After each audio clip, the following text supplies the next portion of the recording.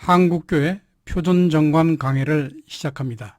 저는 교회법학회 학회장 서헌재 교수입니다. 이 강의는 일문 일답식으로 그 다음에 사례 중심으로 진행을 해서 지루하지 않게 진행할 예정입니다. 한국교회 표준정관은 2019년 7월에 저희 학회가 발표했는데요. 총 6개장, 68개 조항, 부칙 2조항으로 구성이 되어 있습니다. 그래서 이 강의는 이 표준정관을 중심으로 진행되는데 총 7개 파트로 나눠서 서장에는 교회정관이란 무엇인가, 그 다음에 1장에는 총칙, 2장은 교인, 3장 교회 직원, 4장은 교회 기관과 회의, 5장은 교회 재산과 재정, 6장은 보칙과 부칙으로 구성이 되어 있고 이 순서대로 진행을 합니다. 그리고 저희 강의는 파워포인트를 중심으로 진행하는데요. 총 400장 정도로 구성이 되어 있고 지금 강의는 50회 내지 60회 정도로 나누어서 진행할 예정입니다. 참고로 표준정관 이 조항은 한국교회법학회 홈페이지에 들어가시면 거기에 공지사항으로 떠 있습니다. 그것을 다운로드 받아가지고 이렇게 인쇄해서 이 강의에 참여하시면 많은 도움이 되겠습니다. 한국교회 표준정관 18번째 강의입니다. 오늘은 제3장 교회 직원 부분을 계속해서 설명드리겠습니다. 3장은 14조부터 25조까지 구성이 되어 있는데 지난번에 24조까지 말씀드렸고 오늘은 마지막 제25조를 중심으로 집사 권사의 선출과 직무에 관한 부분을 설명드립니다. 먼저 질문을 드리겠습니다. 집사와 권사는 교회에서 어떤 사역을 하나요?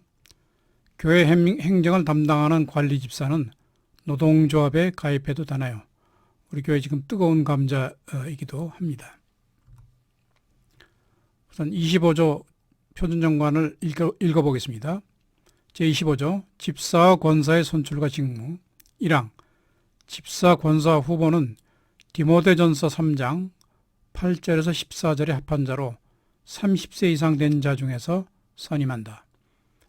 2항 집사와 권사는 일정 수 이상의 교인의 추천을 받아 교인총회 결의로 선출한다.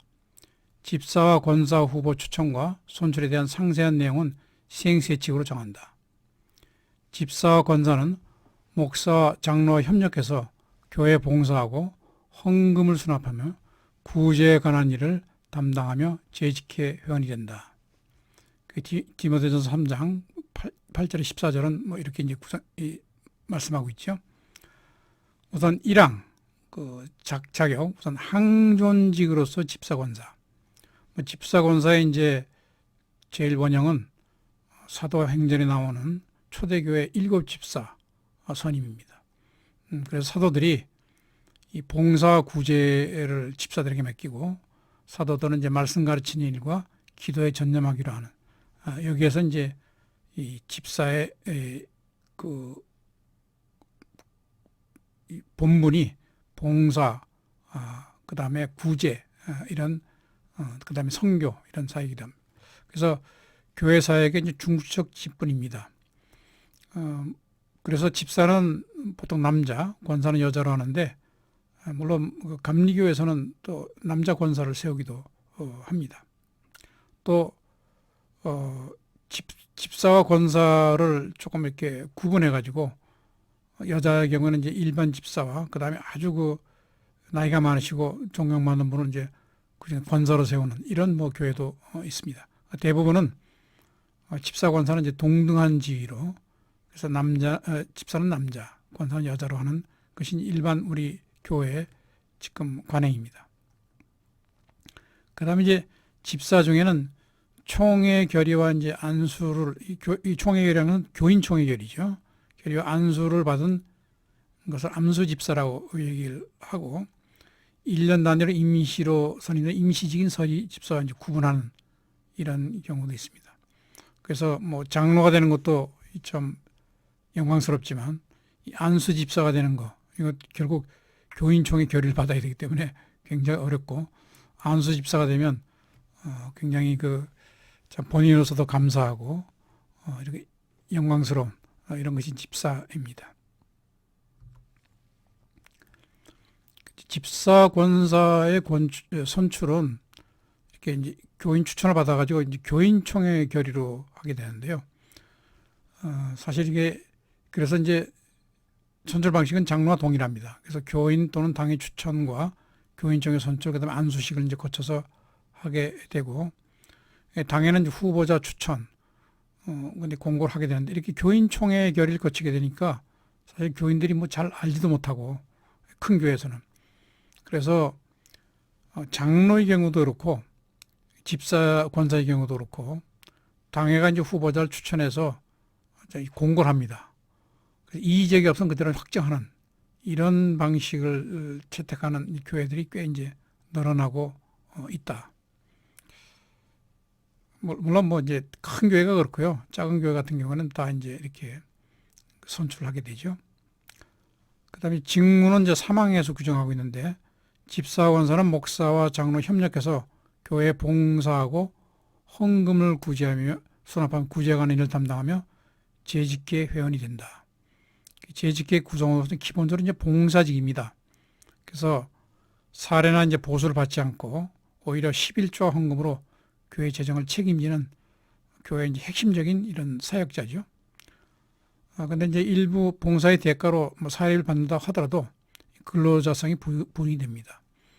그래서 이제 예를 들어서 무슨 찬양대 사역을 한다, 또는 반주 사역을 한다 하게 되면 교회에서 이제 약간 이제 사례비를 보통 이제 주는 경우가 많습니다. 그러나 이거는 어디까지나 이것을 뭐 대가로 해서 근로를 제공하는 이 근로자가 아니기 때문에 이런 경우는 근로자성이 이제 부인이 된다. 이게 이제 지금 교회 그 많은 분쟁 또 사례 중에 하나입니다. 자, 아까 그 본 사례, 안수 집사의 이제 근로자성이 문제가 된 사례입니다. 이 교단총회 이제 헌법 시행규정 제 15조에는 이게 이제 통합교단인데요.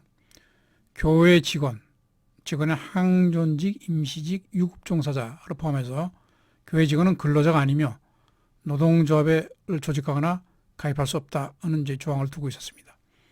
이 교단 소속 지교회, 이거 화곡교회인 걸로 알고 있습니다. 그 관리 집사가 갑이 이제 기독 노동조합 활동하는 것은 이제 이 관리 집사인데, 이 사람이 아마 그 기독교 노조에 이제 가입을 해가지고 활동했어요. 그랬더니 교회에서 이제 갑에게 얘기하기를, 기독 노동조합 활동하는 것은 이 교단 총회 이런 금지 규정에 부적절하니까 노조 활동을 이제 중지한다 하는 의무 명령을 전달했어요. 그때는 이제 이 집사가 이러한 교단 총회, 그 다음에 교단 총회의 그 헌법 시행 규정, 또 이에 따르는 이 교회에서 갑 집사에게 노조 활동을 못하게 하는 것은 근로자의 당력권을 침해하고 하는 거기 때문에 교회의 그 업무 명령, 또 총회 헌법 시행 규정은 이제 이 근로기준법, 또 그다음에 노동조합법에 위반해서 무효라는 이제 소송을 제기를 했습니다. 그래서 이제 그 법원은 이렇게 판단했습니다. 이제 이 갑이 소속된 노동조합이죠. 이건 타인과 종속관계가 인정되는 근로자만을 구성으로 해야 되는데, 이 갑조합의 그 조합에는 안수집사, 서리집사도 상당히 이제 포함되어 있는데, 지금 장로의 헌법상 집사는 교회의 택함을 받고 재직기에 헌의되며 교회를 봉사하고 헌금을 수납하며 규제하는 일을 한다. 이건 헌법에 나와 있고, 우리 그 앞에 보면은 우리 표준장관 3항에는 집사, 검사는 목사 협력해서 교회 봉사하고 헌금을 수납하며 구제에 관한 일을 담당한다. 이것하고 이제 동일한 그 헌법 규정이죠. 그 다음에 이제 서리 집사는 진실한 무세리 규정에서 25세 이상 된 자로서 당회가 임명한다.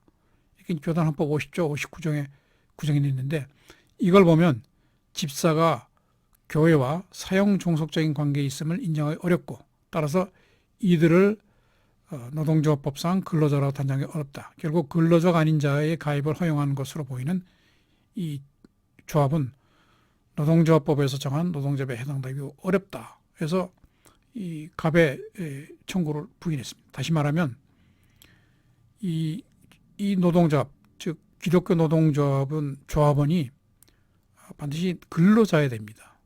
근로자라고 하는 것은 사용 종속적 관계에서 임금을 받고 노동을 제공하는 자라 하는데, 지금 여기 안수 집사, 서리 집사가 지금 그 회원으로 되어 있는데, 이들은 지금 교단 헌법의 규정에 봤을 때, 또 우리 표준정관의 조항에 비춰 봤을 때, 이들은 봉사직이지, 또 뭐 그 봉사의 대가로 일정한 약간의 사례비를 받는다고 하더라도 이것은 근로자가 아니다. 그래서 이들을 조합원으로 구성하고 있는 이 노동조합은 정당한 조합이 아니다, 이렇게 이제 판단을 했습니다.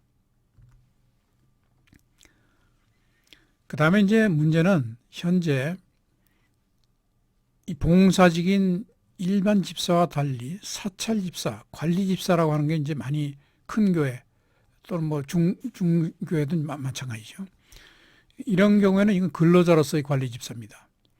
그래서 이들은 정식으로 교회에 이제 이렇게 고용계약을 맺고, 그 다음에 교회에서 주는 월급을 받아가지고, 그 다음에 그 월급의 대가로, 그 다음에 교회에서 여러 가지 이제 뭐 이렇게 행정 업무 또는 뭐 청소 업무, 또 관리 업무, 또는 무슨 운전, 이런 것들을 이제 하게 되겠죠. 그래서 이들은 사용자인 교회, 뭐 사용자의 대표가 담임 목사니까 지휘 감독과 규칙적인 교회 업무 종사, 고정적인 보수를 받기 때문에 근로기준법상 근로자에 해당합니다. 그래서 만약 이런 사람이 5명 이상 있으면 교회는 이제 근로기준법에 적용을 받는 사업장이 되겠죠. 그런데 지금 우리 통합교단의 헌법에 보면 유급 직원의 경우에도 근로자인데 노동조합 가입을 금지한 것이 근로자의 당연권을 제한하는 부당노동 행위냐 하는 것이 문제된 사례입니다. 그래서 이 사례에 대해서는 또 이제 보겠습니다. 그래서 항존직 집사와 이제 구별해야 되는데, 사실 교회에서는 뭐 사찰 집사, 관리 집사도 그냥 집사라는 이름으로 이제 불리고 있죠. 그래서 이 근로자인 이 사찰 집사, 관리 집사의 경우에는 이들에 대한 징계는 교회 권징 절차가 아닙니다. 일반 항존직 집사에 대해서는 만일 집사를 갖다가 그냥 면직시킨다 하게 되면 이건 반드시 권징 절차를 밟아야 되고 하는데, 이 근로자인 사찰 집사의 경우는 그냥 그 교회 권징 절차가 아닌 이런 그 절차를 따를 필요가 없다 하는 것이 이제 이 사례에서 문제가 됐습니다. 각각 사례에서 설명을 드리겠습니다. 우선 교단총회 헌법 시행 규정과 이제 기독교 노조에 관련된 문제입니다. 이 교단총회 아까 본 대로 통합교단이죠. 여기 헌법 시행 규정 제15조 4항에는 이렇게 규정이 되어 있습니다. 교회 직원, 항존직, 임시직, 유급종사자. 여기서 이제 유급종사자라고 하는 게 바로 이제 사찰집사, 관리집사가 되겠죠. 근로자가 아니며 노동조합을 조직하거나 가입할 수 없다 하는 규정을 두고 있습니다.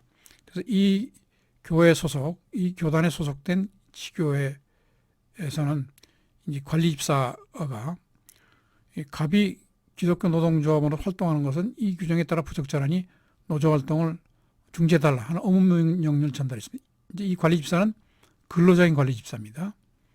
그래서 이 집사는 이러한 그 헌법 시행 규정, 그다음 그에 따르는 업무명령은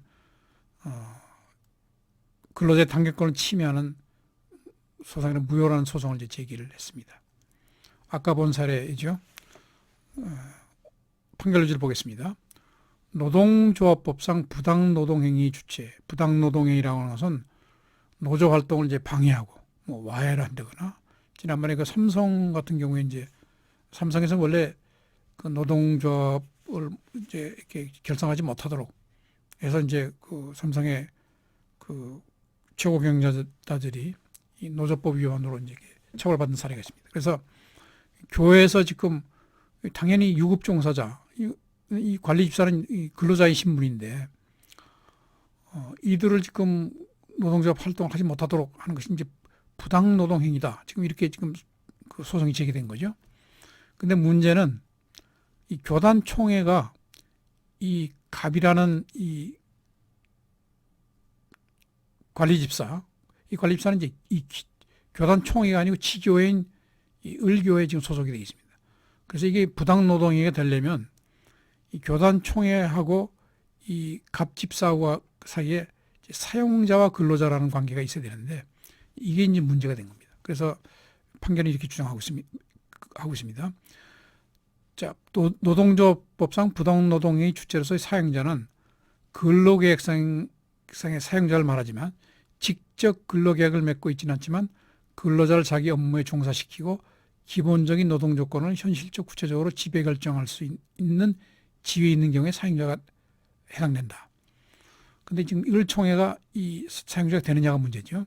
을총회는 노예가 파송하는 총대로서 구성되는 조직으로서 지교에 소속되어 있는 갑조합의 조합원을 을총회 업무에 직접 종사시키지도 아니할 뿐 아니라 조합원의 근무 시간의 배정, 노무 제공 형태 및 방법, 작업 환경 등에 대해서 아무런 관여를 하지 않는 등 조합원에 대해서 직접 구체적인 지휘 감독을 하지 아니하므로 노동조합법 제2조에서 말하는 사용자에 해당된다고 할 수 없다. 그래서 이 갑집사가 교단 총회를 상대로 해가지고 노동조합 이게 활동하지 말아라 하는 것은 그 상대를 잘못 고른 것이다. 이렇게 해서 이 갑의 청구를 지금 기각한 사건입니다. 그다음에 이것도 이제 비슷한 사례인데요. 이것도 이제 통합교단 사례입니다. 자, 이 교회가 이 지금 통합교단 소속된 지교회가 이제 교단총회에다가 질의를 했어요.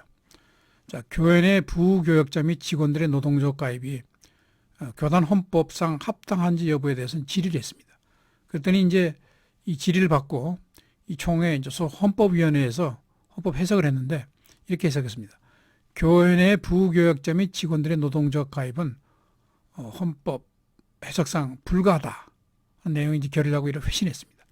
그랬더니 이 기독교 노조가 이 헌법위원회 결의가 그 노동조합의 조직 및 운영에 침해하는 또 단결권을 침해하는 부당노동행위다 하고서 헌법위원회를 상대로 취소 청구 소송을 이제 제기를 했습니다. 판결 요지는 이렇습니다.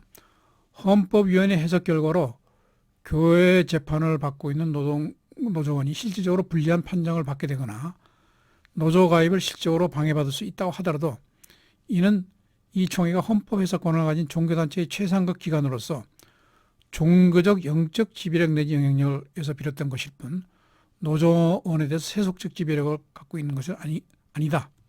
그래서 종교적 영적 영향력 내지 지배력의 행사는 세속법인 노동조합법의 규율 범위를 벗어난 것이어서 그 결정이 노동조합법상 지배 개입 행위에 해당된다고 할 수 없다. 다시 말하면 이 헌법위원회가 교회에 소속되어 있는 비록 뭐 근로자의 신분이지만 이런 직원들이 노조를 결성해가지고 뭐 이렇게 파업을 한다거나 이거는 교단의 종교적 이런 입장에서 봤을 때 이거는 안 되겠다. 그래서 이 판단은 이런 종교적 영적 지배력에 대한 영향력에 대한 것이지 이것을 뭐 노조 활동을 직접적으로 이렇게 방해하기 위한 것은 아니다. 이렇게 해서 이 소송에서도 결국 이 기독교 노조가 졌습니다. 그 다음에 이제 교회 이제 관리 집사를 해고한 것이 이제 부당 노동행위에 해당하느냐 하는 것이 이제 문제가 된 사례입니다. 이 교회는 이제 상시 근로자 10명이 이제 고용되어 있는 교회인데 이제 관리팀장인 B 집사하고 안수 집사이면 차양부 팀장인 C가 노조 기독교 노조 강서지 부장으로 이제 활동하고 있었습니다. 근데 이제 이 B와 C가 아마 폭행도 하고 또 문서도 위조하고 횡령 등을 했던 것 같아요. 그래서 이제 이 교회 재판국으로부터 유죄 판결을 받았는데 그래서 B 씨가 계속 이제 그 판결에도 불구하고 교회에 출입하니까 교회 출입 금지를 내렸습니다. 근데 계속 위반하고 이제 들어왔기 때문에 해고했어요.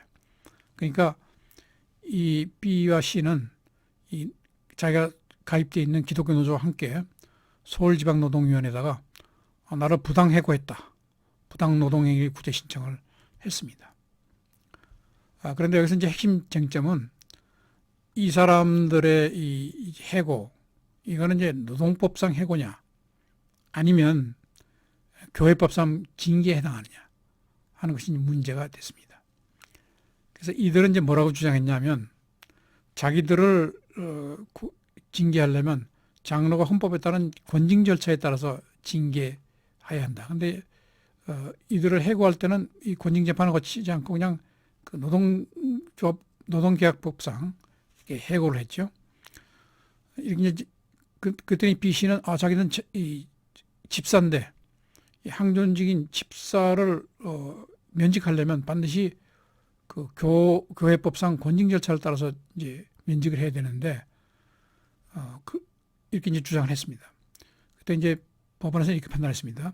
을교회 규약의 B 씨와 같은 유급 직원들에 대한 징계는 교회 인사위원회에서 처리하도록 규정되어 있고, 해고는 B 씨들이 교인으로서의 지위에 대한 신앙적 차원에서 하는 징계가 아니라 을교회 소속 근로자의 근로관계 종속 여부에 관한 것으로서 근로관계의 규율을 목적으로 한 취업 규정이 우선 정된다 할 수 있다. 해고는 사회통념상 고용관계를 계속 할 수 없을 정도로 근로자에게 책임 있는 사유가 있는 경우에 행하져야 하고, 이 사례의 경우에는 이들이 횡령, 사문서 위조, 폭력 행사했기 때문에 그 정당성이 인정된다. 그래서 B 씨들의 비위의 정도가 심히 중도하여 사회통념상 이들과의 고용관계를 계속 유지할 수 없을 정도로 B 씨들에게 책임 있는 사유가 있기 때문에 그 해고는 정당하다. 결국 여기서 이제 쟁점은 이들에 대한 해고가 권징 절차상 면직에 해당하느냐, 아니면 근로개혁법상 취업 규정에 따른 해고냐. 근데 법안에서는 이들은 근로자의 지위가 있기 때문에 이들에 대한 그 해고는 취업 규정, 즉 노동법이 우선해서 적용된다. 이렇게 판단해서 이 경우에도 이제 갑이 졌습니다. 자, 그래서 이 모든 사례에서 이제 보니까 이제 기독교 노동조합, 크리스천 유니언, 이게 이제 정당성 여부 문제, 또 우리 교회 내에서 이들이 어떤 역할을 하느냐 하는 것이 문제가 됩니다. 우선 이제 기독교의 노동조합이 있고요. 이와 달리 지금 최근에 기독교 노조가 또 설립이 됐습니다. 우선 기독교의 교회 노동조합, 크리스천 유니언에 대해서 보겠습니다. 이제 교회에 근무하는 부교역자, 일반 직원은 사실 근무 여건이 굉장히 열악합니다. 그래서 이제 어떻게 보면 신앙이라는 명목으로 부당해고, 과다한 업무, 또 저임금을 이제 강요하고 있다 하는 것이 이제 이 노동조합의 설립 근거가 되죠. 그래서 2004년 5월에 이런 근로조건 개선을 위한 전국 기독교회 노동조합, 크리스천 유니언이 결성이 돼가지고 정부로부터 노동조합 허가를 받고 민노총에 이제 가입을 했습니다. 근데 이 기독교 노동조합에 대해서는 우리 교계가 이제 어떤 평가를 하느냐. 보수적이라기보다 이제 전통적인 한국 교회에서는 굉장히 부정적 시각입니다. 기본적으로 봉사기관인 교회에서 노사가 과연 분리될 수 있느냐.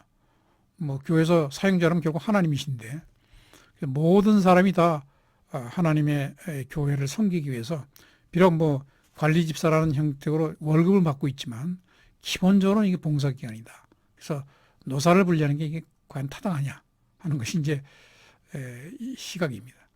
그 다음에 또 하나 문제가, 기독교 노조가 이제 2004년에 설립이 돼가지고 굉장히 이제 과격한 노조 운동을 벌였어요. 가장 대표적인 화곡교회인데요. 여기서 이제 여기서 이제 사례를 소개는 안 했지만 어떤 문제가 있었냐면, 화곡교회 앞에서 이제 이 기독교 노조가 우린 그 강서지부 출범식을 해야겠다. 교회 좀 빌립시다. 그때 이제 목사님이 나서가지고 안 된다. 그래서 이제 막았어요. 그래서 교회 앞에서 이제 하면서 이 목사님을 이제 노조법 위반으로 형사 고소하는 이런 사건도 있었고요. 또 광성교회라는 이런 교회 등에서 굉장히 이제 이 노조들이 특히 이게 이제 민노총에 가입이 돼 있죠. 그래서 민노총에 가입했으면 뭐 사실 민노총 지도부가 총출동해가지고 이렇게 교회를 이렇게 어지럽히는 그래가지고 굉장히 이 불신을 초래했습니다. 그래서 노조 조합원 확보에 실패했어요. 그래가지고 노조 활동이 이제 중단됐는데 최근에 와가지고 작년이죠. 노동부가 느닷없이 기독노조 설립 신고증을 교부를 해가지고 민노총에 가입을 했습니다. 근데 이 가입 대상을 보니까 교회 이제 일반 직원만 가입을 했습니다. 근데 부교육자, 즉 부목사가 이제 가입이 대상이 됐는데 사실 우리 그 부목사님의 지난번 제가 강의에서 말씀드렸지만 부목사님은 그 성직자이지 근로자가 아니다 하는 것이 우리 법원의 확고한 판결이죠. 그래서 이제 여기서는 부교육자는 이중직업자로 이제 가입을 했습니다. 예를 들면 이제 부목사님 중에는 교회에서 받는 이 사례비가 너무 적기 때문에 이 부교육자가 이제 이중직업을 띈다. 예를 들어서 뭐 차량 운전을 한다. 그래서 이제 이런 경우는 그 교회에서 이 지위는 성직자이지만 그가 밖에 나와 가지고 이런 것을 하는 것은 이중직업자로서 이제 가입을 한 이런 이제 사례가 있습니다. 오늘 강의는 여기까지 마치겠습니다.